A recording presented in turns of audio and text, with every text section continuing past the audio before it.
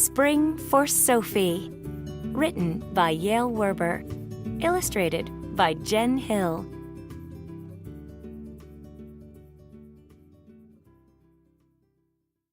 When you hear this sound, it's time to turn the page.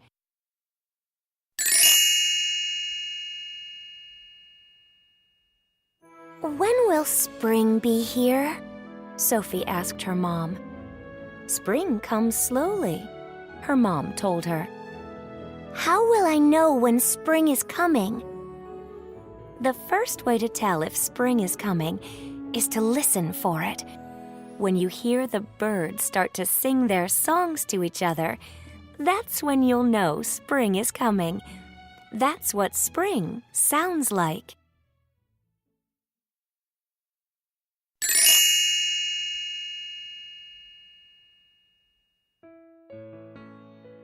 So Sophie listened.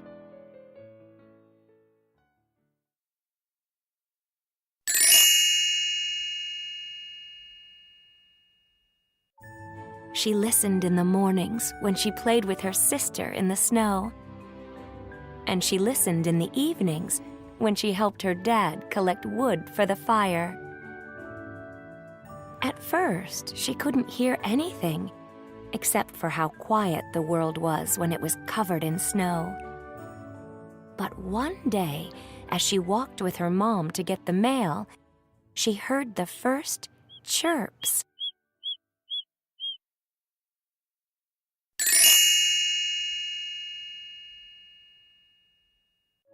Every day she heard more and more. First the chickadees, and then the mourning doves and the robins. Soon she could hear all kinds of birds calling to each other, announcing that spring was coming.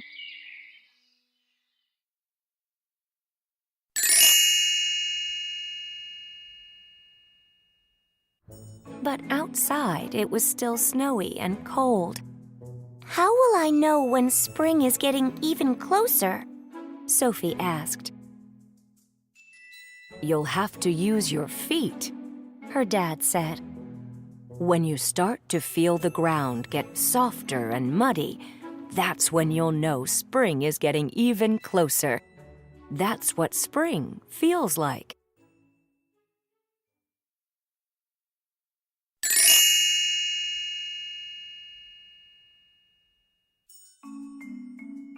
So Sophie paid extra attention to her feet.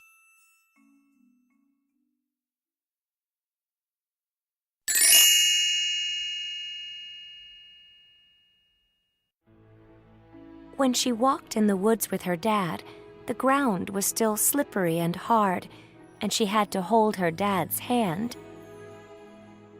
When she walked shadow with her mom, everything still felt icy.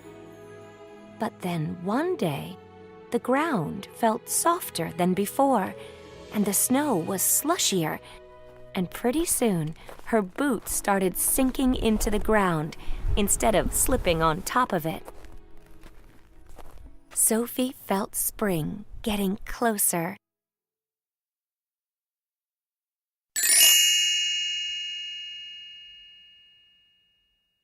But it's still not spring, Sophie said, and she sighed when she had to put on her hat and gloves to go outside. How will I know when spring is really here? Well, Sophie, you'll have to use your eyes and nose to tell if spring is here, her mom said. You'll have to watch and wait until you see the snow start to melt. And you will have to wait until the air begins to smell like earth and rain. That's when you'll know spring is here. That's what spring looks and smells like.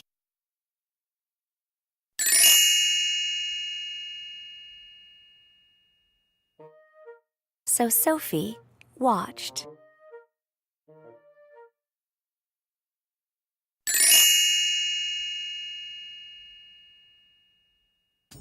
She watched as the ice melted off the lake, and as the snow turned to puddles in her yard. She watched as flowers pushed up from under the ground and showed their stems, and she watched as new moss covered the rocks in the woods.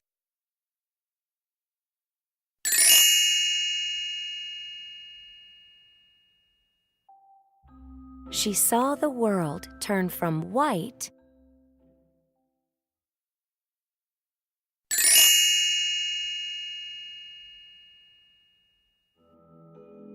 to green.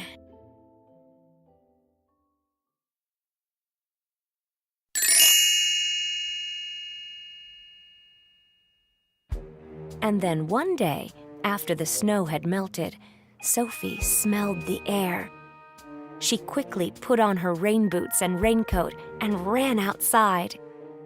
Sophie looked up at the sky as the rain started to fall. "Sophie, what are you doing?" she heard her dad call.